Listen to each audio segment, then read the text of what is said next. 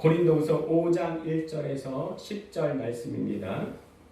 고린도후서 5장 1절에서 10절 말씀. 네.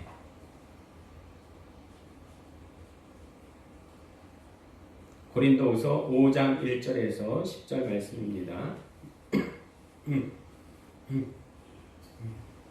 네, 다 차신 줄 알고.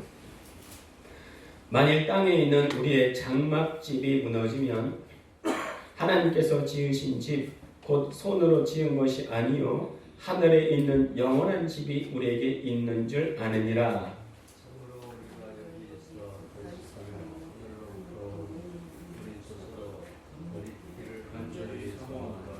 이렇게 입음은 우리가 벗은 자들로 발견되지 않으려 함이라. 참으로 이 장막에 있는 우리가 진진 것 같이 시커먼 것은 보고자 하며 오히려 겉입고자 하니 죽을 것은 우리가 되게 하리라. 곧 이것을 우리에게 이루게 하시고 보증으로 성령을 우리에게 주신 이는 하나님이시니라. 그러므로 우리가 항상 담대하여 몸으로 있을 때에는 주와 따로 있는 줄을 아느니 이는 우리가 믿음으로 행하고 보는 것으로 행하지 아니함이로라. 우리가 담대하여 원하는 바는 차라리 몸으로 주와 함께 있는 그것이라. 그런즉 우리는 몸으로 있든지 떠나든지 주를 기쁘시게 하는 자가 되기를 힘쓰노라. 이는 우리가 다 반드시 그리스도의 심판대 앞에 나타나게 되어 각각 선행편에 그 몸으로 행한 것을 따라 받으려 함이라. 아멘. 할렐루야. 아멘. 그 앞에 우리 한 해의 두 표가 있는데 힘차게 한번 외치고 시작하겠습니다. 왼쪽에 있는 표 시작. 말씀에 뿌리 박힌 알곡 신자가 되자. 또 오른쪽 표 시작. 이왕 믿으려면 제대로 믿자. 우리 서로 간에 같이 인사하겠는데요. 하나님이 당신을 사랑하십니다. 하나님이 당신을 이 자리에 초청하셨습니다. 서로 축복하시면서 인사하시겠습니다. 시작. 당신을 사랑하십니다. 하나님 당신을 이 자리에 초청하셨습니다. 이 맞아요. 이 고백은요 대단히 성경적입니다. 하나님이 이끌지 아니하시면 어느 누구도 내게 올 수 없다. 바로 예수님이 말씀하셨어요. 그러니 우리는 주님의 초청으로 이 자리에 온 줄로 믿습니다. 아멘. 그러나 잔치에 왔으면요 잔치의 목적에 충실해야지 자기 일을 하면 아무 의미 없는 시간이 될 뿐더러 초청하신 하나님을 모욕하는 겁니다. 우리는 이왕 믿으려면 제대로 믿어야 되는데 그 첫 번째가 뭐냐? 예배에 성공하는 거예요. 우리 표가 이왕 믿으려면 제대로 믿자 이거잖아요. 근데 제대로 믿는 거 그 첫 번째가 뭐냐? 예배에 성공하는 겁니다. 그 송구영신 예배 때 그런 말씀을 드렸어요.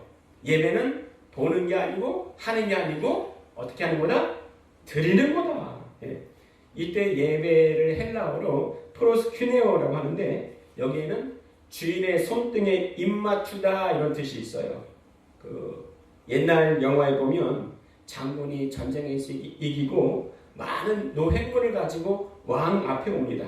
그리고 왕 앞에서 내가 왕의 은혜로 전쟁하여 또 승리했습니다. 그리고 많은 열매를 가지고 왔습니다. 이 모든 것이 왕의 은혜입니다. 이렇게 고백하고 왕의 손등에 입 맞추는 이 순간 이게 바로 예배입니다. 예배. 이렇듯이요. 내가 한 주 동안 주의 은혜로 잘 살았습니다. 이렇게 하나님께 고백하고 하나님을 경배하는 시간이 바로 예배 시간이에요. 그런데 한 주 동안 엉망진창 살았어. 그러면요 주일날 예배에 성공할 수가 없습니다. 만약 한 주간 승리의 삶을 살지 못했다면 교회에 와서 제일 먼저 해야 될 것이 뭐냐? 회개와 간구입니다. 야, 오늘 예배당에 나왔더니 말이에요. 분위기도 별로고 말씀도 별로고 은혜가 안 돼요. 물론 예배당의 분위기와 설교가 얼마나 중요한지 몰라요. 그러나 그것으로 인해서 내가 하나님께 예배 드리는 것이 흐트러지면 안 됩니다. 이것은 예배의 원래 목적을 모르기 때문에 그러는 거예요. 예배는 드리는 겁니다. 어떤 걸 드리는 거예요? 한 주간 살아온 내 삶의 열매와 감사를 올려드리는 시간, 이게 예배예요. 이 시간 주님 앞에 온전한 예배 올려드리시기를 바랍니다. 아멘. 한번 오늘 제목 읽어볼까요? 오늘 제목 시작. 보이는 것은 잠깐이요 그런즉. 그 남자들은 대부분 그런 생각이 있을 거예요. 내가 왕년에 잘 나갔어. 그렇죠.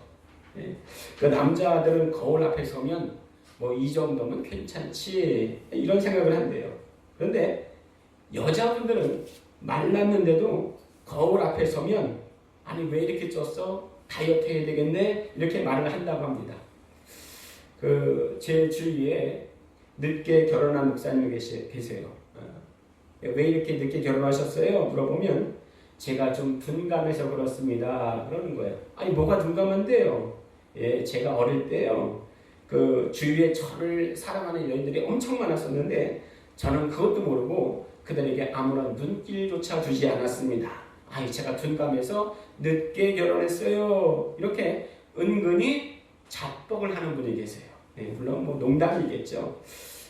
그런데 대부분 남자들은 또 거의 그런 것 같아요. 다 자뻑 기질이 있는 것 같아요. 그 이명호 집사님은 자뻑 기질이 있어요, 없어요? 없어요. 근데 없는 것 같아요. 근데 송구영신 예배 때요, 우리 기도 제목과 교인들의 장점을 써오라고 하니까 남들의 장점은 다 썼는데 아니 본인의 장점은 탁 쓰지 않으셨더라고요. 아니에요. 근데 제가 보기에는 우리 집사님 장점이 너무 많습니다. 제가 여러 교회를 지나왔지만요, 어떤 교회 또 어떤 사람보다도요 제가 부끄럽지 않게 당당하게 이명훈 집사님을 자랑할 수가 있어요. 그 이명훈 집사님의 그 고백을 보면서 야, 참 겸손한 분이구나 그런 생각을 했습니다. 그런데 대부분 남자들은 그렇지 않아요. 다 자뻑 기질이 있습니다. 근데 나이 먹는다고 그 자뻑 기질 사라질까요? 그렇지 않아요. 좋게 말하면 뭐 긍정적인 성격 또 자신감으로 보여줄 수가 있고 또 안 좋은 방향으로 보자면 자기 고집과 자존심만 세게 보일 수 있습니다. 그게 너무 없는 것도 문제가 되지만 너무 많은 것도 문제가 돼요. 그런데 아무리 그 과거에 잘 나갔던 사람이라 할지라도 이 또한 지나가리니 이 진리는 피해갈 수가 없습니다. 정말 지혜 있는 사람은요, 내 과거에 어떻게 잘 살았나 이것을 생각하는 사람보다도요, 내 미래에 어떻게 죽을 것인가 이것을 깊게 생각하는 사람이 더 지혜로운 것 같아요. 왜 이런 말씀을 드리냐면은 오늘 본문은 그렇게나 잘 나갔던 바울의 고백과 관련이 있기 때문이 그렇습니다. 바울은요, 대단히 스펙이 있는 사람이었어요. 바울은 그대로 있으면 유대교의 최고 지도자의 반열에 오를 수 있는 사람이었습니다. 그러고 보니 1세기 복음 전도자로서 수많은 사람들에게 온갖 멸시와 조롱을 다 받으면서 복음을 전하고 있는 거예요. 여러분, 바울같이 스펙 있는 사람이라면요, 자뻑할 만해요. 남 앞에서 잘난 척해도 뭐라 그럴 사람 없습니다. 그런데 그것을 다 뒤로하고 복음을 전하는 거예요. 그것도 멸시와 천대를 받으면서 복음을 전합니다. 왜 그래요? 왜 그렇게 해야 됐을까요? 그 이유가 우리 오늘 읽은 1절 나와 있습니다. 함께 고린도후서 5장 1절 읽도록 하겠습니다. 시작. 만일 땅에 있는 우리의 장막집이 무너지면 하나님께서 지으신 집 곧 손으로 지은 것이 아니요 하늘에 있는 영원한 집이 우리에게 있는 줄 아느니라. 1절 말씀에 장막집이 무너지며 말씀하시는데 진짜 집이 아니고 내 육체를 말해요. 그러니까 바울은 잠깐 있는 육체보다는 영원한 나라를 소망했다는 것입니다. 아니 어떻게 바울이 잠깐 있는 좋은 집보다도 영원한 나라, 보이지 않는 나라를 소망했을까요? 그것은 자기의 실체가 무엇인지 확실히 알았기 때문에 가능했습니다. 우리 주보에 갈라디아서 2장 20절 같이 한번 읽도록 하겠습니다. 시작. 내가 그리스도와 함께 십자가에 못 박혔나니 그런즉 이제는 내가 사는 것이 아니요 오직 내 안에 그리스도께서 사시는 것이라. 이제 내가 육체 가운데 사는 것은 나를 사랑하사 나를 위하여 자기 자신을 버리신 하나님의 아들을 믿는 믿음 안에서 사는 것이라. 아멘. 이 말씀을 송구 영신 예배 때 말씀드렸지만요, 너무나 중요하게 다시 말씀을 드립니다. 이 세상의 모든 사람들은요, 자기의 육체를 위해 삽니다. 그렇죠? 자기 육체를 위해 밥 먹고 운동하고 일을 하고, 물론 그게 나쁜 게 아니에요. 그러나 바로 그 육체가 나 자신이라고 생각을 하고 있어요. 그래서 모든 자기 소망을 이 땅에 또 자기 육체에 한정시킵니다. 왜 그래요? 그게 바로 나라고 생각하니까요. 자, 그런데 오늘 바울은 갈라디아서 2장 20절에 뭐라고 말씀하십니까? 내가 육체 가운데 사는 것은, 보이는 육체가 바로 나가 아니라는 거예요. 예. 내가 육체 가운데 살고 있답니다. 그게 진짜 나라는 거지요. 그럼 진짜 나는 뭘까요? 그럼 따라하겠습니다. 나는 혼을 가지고 육체 속에 사는 영이다. 다시 한번요. 나는 혼을 가지고 육체 속에 사는 영이다. 네, 그렇습니다. 마지막에 남는 게 진짜 나예요. 죽음은 육체를 흙이 되게 하지만 내 영혼은 영원히 남아 있습니다. 예, 마지막에 남는 그 영이 어떤은 영원한 천국에 가 살기도 하고 어떤은 영원한 지옥에 가서 살기도 합니다. 마지막에 남는 게 진짜 나예요. 그래서 우리는 예수님 믿어야 되는 거예요. 예. 나는 생명이고 마지막 아담이신 예수는 뭐라고 했습니까? 살려주는 영이에요.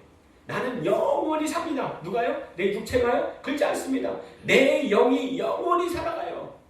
그런데 그것을 살려주는 마지막 아담은 예수라고 말씀하고 있습니다. 그래서 우리는 이 땅에서 믿음으로 살아가야 됩니다. 바울이 뭐라고 고백해요? 내가 육체 가운데 사는 것은 나를 사랑하사 나를 위하여 자기 자신을 버리신 하나님의 아들을 믿는 믿음 안에서 사는 것이라 말씀하십니다. 그리고 성경은 또한 이 믿음으로 세상을 이긴다 증언하고 있습니다. 우리는 마지막 날에 반드시 백보자 심판대 앞에 설 것입니다. 그때 믿음으로 살지 않은 모든 사람들은 심판을 당할 거예요.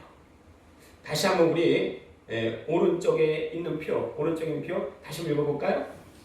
시작! 이왕 믿으려면 제대로 믿자. 그럼 제대로 믿는 게 뭐예요? 자, 왼쪽에 있는 표 읽어보겠습니다. 시작! 말씀에 뿌리 박힌 알곡 신자가 되자. 제대로 믿는 거예요. 예.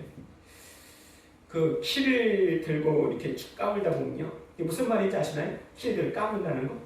예. 그러니까 그 어릴 때에 키를 들고 이렇게 까부는, 이렇게 위로 이렇게 키를 친다 그러나요? 친다 그러나요? 예, 키를 치면은 알곡은 공중에 떴다가 다시 키 속에 떨어집니다. 그런데 티끌이나 가라지는 바람에 다 날려서 보이지도 않아요. 예. 이와 같이 주님 오실 때는 누굴 찾습니까? 알곡 신자 찾아요. 알곡 신자 찾습니다.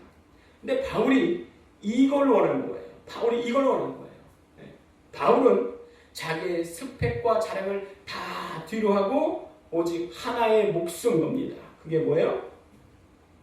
알곡 신자만 볼 수 있는 그것을 본 거예요. 알곡 신자에게만 보이는 그것을 본 거예요. 우리 고린도후서 4장 18절 말씀 같이 읽겠습니다. 고린도후서 4장 18절 시작. 우리가 주목하는 것은 보이는 것이 아니요 보이지 않는 것이니 보이는 것은 잠깐이요 보이지 않는 것은 영원함이니라. 자, 보이지 않는 것을 추구한답니다. 그 보이지 않는 게 뭐예요? 영원한 천국, 영원한 상급. 그럼 어떻게 보이지 않는 것에 올인할 수 있었을까요? 어떻게 바울은 보이는 것보다 보이지 않는 것에 올인할 수 있었을까요? 한번 따라해 볼까요? 눈이 멀었기 때문입니다. 바울이 다메섹 도상에서 눈이 멀었지요. 하지만 궁극적으로는 어디에 눈이 멀었을까요? 세상의 눈이 멀었습니다. 세상의 눈이 멀었으니까 주님을 볼 수가 있었습니다. 세상에 눈 멀지 않으면요, 절대적으로 주님 볼 수가 없어요. 세상에 참 소망이 없다는 것을 발견한 거예요. 세상에 소망이 없다는 것을 안 바울의 고백이 빌립보서 3장 7절에서 9절 말씀입니다. 자, 한번 주보의 말씀 같이 한번 읽어볼까요? 빌립보서 3장 7절. 그러나 무엇이든지 내게 유익하던 것을 내가 그리스도를 위하여 다 해로 여길 뿐더러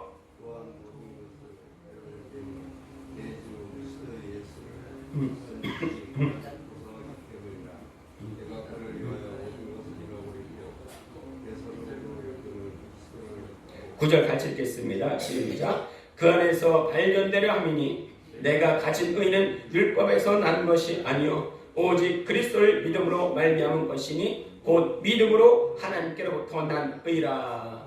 예. 하나님으로부터 난 의, 이게 바로 이신칭의예요. 믿음으로써 의롭다함을 잊는다, 없는다. 그러나 믿음으로 의롭다함 얻었으면 믿음으로 살아야 되는 거예요. 진짜 믿음으로 살려면 세상에 눈 멀어야 됩니다. 예, 거기에 소망이 없음을 발견해야 돼요. 자, 두 번째로 바울이 보이지 않는 영원한 곳을 소망할 수 있었던 것은 무엇이냐? 한번 따라하겠습니다. 천국을 발견했기 때문입니다.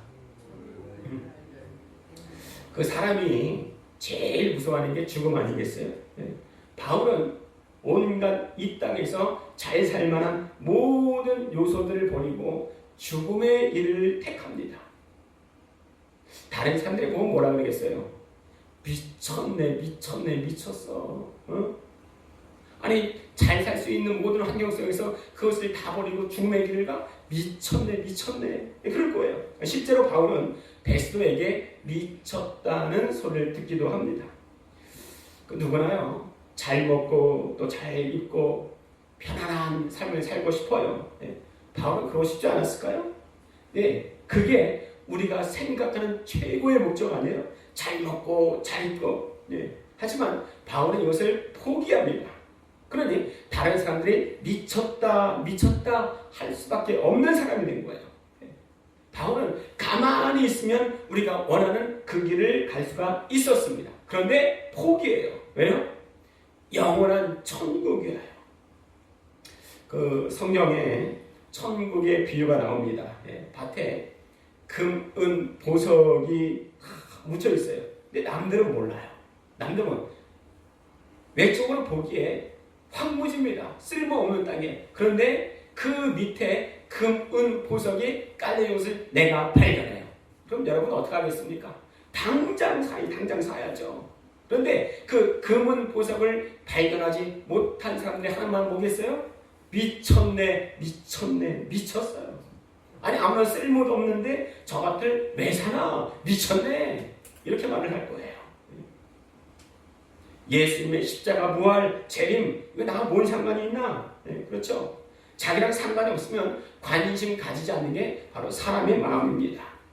근데 바울은 십자가에서 부활하신 그분만이 참 소망이구나 발견했을 때 모든 것을 버릴 수가 있었습니다. 그것이 참 보아, 참 생명인 것을 알았기 때문입니다. 그런데 남들은 어떻게 말해요? 미쳤군, 미쳤어, 미쳤어. 그리고 바울은요, 예수 그리스도 안에서 자기의 정체성을 발견하게 됩니다. 송무역 신대비 때도 그런 말씀 드렸고, 좀 전에도 말씀드렸지만, 나는 누구예요? Who am I? Who are you? 당신 누굽니까? 이렇게 말하면 뭐라고 대답할 수 있겠어요? 나는 누구예요? 곧 영혼이라, 영이라. 그래서 살려면 하나님의 말씀을 바랄 수밖에 없음을 말씀을 드렸습니다. 천국 발견한 바울은요, 어떻게 해서든지 이 보이지 않는 영광에 참여하고 싶었습니다. 그것이 인생 최대의 소망이었어요. 우리 빌립보서 3장 11절 같이 한번 읽겠습니다. 시작. 어떻게 해서든지 죽은 자 가운데서 부활에 이르려 하노니. 오늘 읽은 말씀 5장 2절에는요. 참으로 우리가 여기 있어서 탄식하며 하늘로부터 우리 처소로 덧입기를 사모한다. 바울이 고백합니다. 탄식하다는 것은요. 한탄하다, 신음하다 이런 뜻이에요. 그토록 예수 부활을 사모하는 사람이 바로 바울이었습니다. 이것을 위해서 바울이 이 땅에서의 모든 좋은 스펙, 잘 살 수 있는 모든 여건 다 버리고 고난을 받을 수 있었던 이유입니다. 여러분, 바울같이 되기를 원하십니까? 바울같이 되기를 원하세요? 원치 않으세요? 만약에 바울같이 되기를 원하신다면 우리에게 두 가지가 필요합니다. 한번 따라해 보실까요? 세상 것이 무너져야 됩니다. 최수동 목사님이 작사하시고 김민식 집사님 작곡하신 다 여러분 알 거예요. 죄악된 세상을 방황하다가 천국과 지옥도 나는 몰랐네. 이런 복음성가가 있습니다. 그 사건의 실제 주인공이요. 39살 나이에 건설 현장에서 두 다리를 잃어버렸어요. 그의 다리가 1년 6개월 동안 9번의 대수술과 또 38명의 수혈 끝에 목숨을 건졌고 또 그 과정에서 하나님을 절실하게 찾고 만난 것을 기록한 책이 있습니다. 그 책이 불 속에라도 들어가서라는 책인데 그 책에서 제가 잠깐 발췌했는데 여러분 잘 들어보시기 바랍니다. 심장 멈추는 소리가 뚝뚝하며 귓절에 들려왔다. 손이 새파랗게 되어 힘없이 떨렸다. 뼈마디가 다 녹아나여 정신을 차리려고 애를 써봤으나 정신을 차릴 수가 없었다. 운전사와 의사 한 명이 앰뷸런스 앞자리에 타고 이름 모를 도시를 향해 쏜살같이 질주하는 듯했다. 두 손을 모아 하나님을 찾았다. 간절하게 마지막으로 소원을 얘기하고 싶었는데 두 손이 잘 모아지지가 않았다. 주여, 이 불쌍한 사람을 기억하시고 살려주시옵소서. 가난하게 자랐고 고생하며 살았습니다. 이제 이곳에 와서 제가 죽으면 기다리는 가족은 어떻게 합니까? 하나님이 정말 계십니까? 정말 살아계시다면 마지막 기도를 들어주시옵소서. 살려주시면 불 속에라도 들어가서 주를 위해 살겠습니다. 그런데 몸이 뜨거워지면서 누군가가 나를 안고 가슴을 누르고 있는 사람이 있었다. 성경에서 나타나셨던 그분, 죽은 자를 살리시고 병든 자를 낫게 하신 분, 바닷물 위를 걸으시며 베드로 앞에 서신 그분, 놀라운 사건이 생겼다. 불러도 대답이 없으신 분이 바로 내 앞에, 그것도 나를 안고 계신 것이 아닌가. 이게 꿈인가 생신가. 오른손으로 나를 안고 왼손으로 내 가슴에 손을 얹고 계시지 않는가. 빨간 홍포를 입고 머리에 가시멜류관을 쓰시고 이마에 피가 묻어있어 초췌한 수염, 십자가에 달리시기 전에 온갖 수모를 당하신 예수님께서 내려다 보시는데 그 눈빛이 너무나 인자하셨다. 두려워하지 말라, 놀라지 말라. 내가 내 생명을 구원하리니 평안하라. 주님의 평안은 말로 형언할 수 없는 부드러운 감촉, 그것이었다.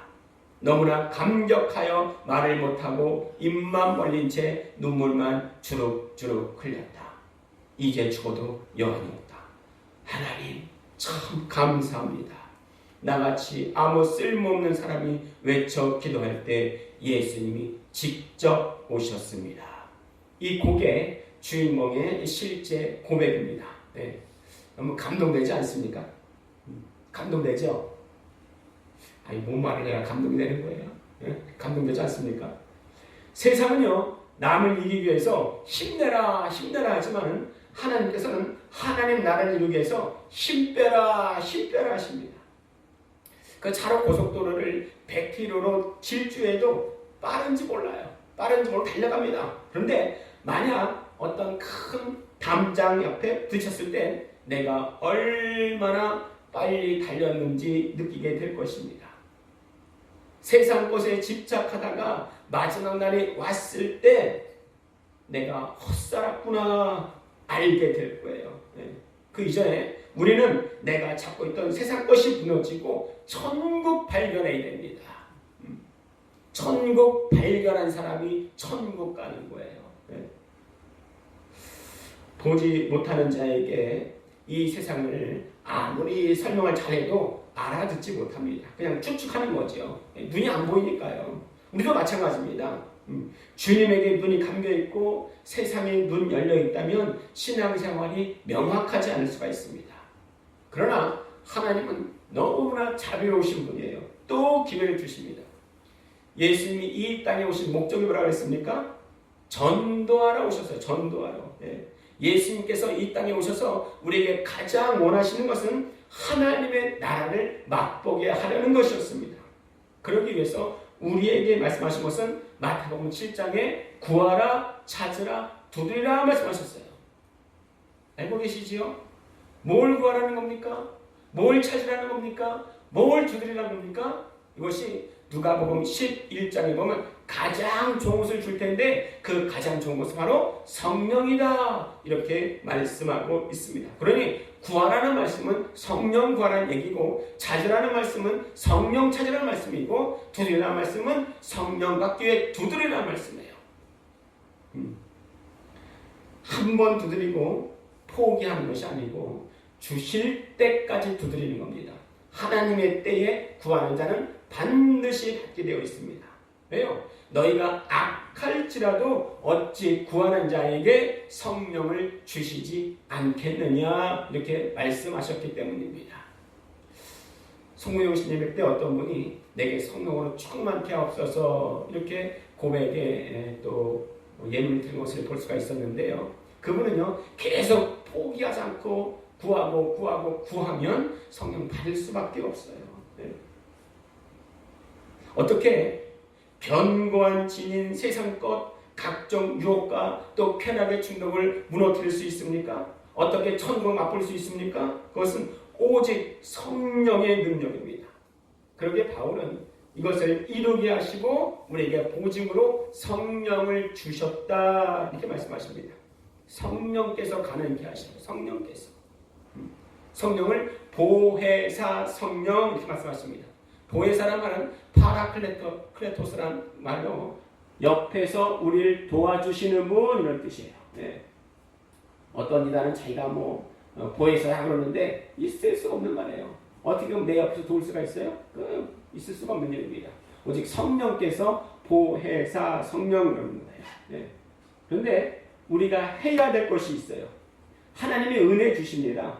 그리고 성령께서 도와주시고 이루어 주십니다. 근데 우리는 작정해야 돼요. 작정하지 않은 사람에게 하나님은 역사하시지 않습니다. 우리 고린도후서 5장 6절부터 9절이 있는데요. 우리 주보에 없어요. 성경 직접 찾아서 읽도록 하겠습니다. 고린도후서 5장 6절에서 9절입니다. 고린도후서 5장 6절에서 9절 다 잘 쓰시는 줄 알고 그러므로 우리가 항상 담대하여 몸으로 있을 때에는 주와 따로 있는 줄을 아노니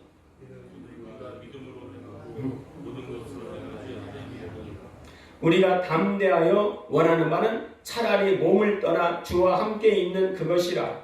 그런즉 우리는 몸으로 있든지 떠나든지 주를 기쁘시게 하는 자가 우리 바울같이 작정해야 돼요. 작정해야 됩니다.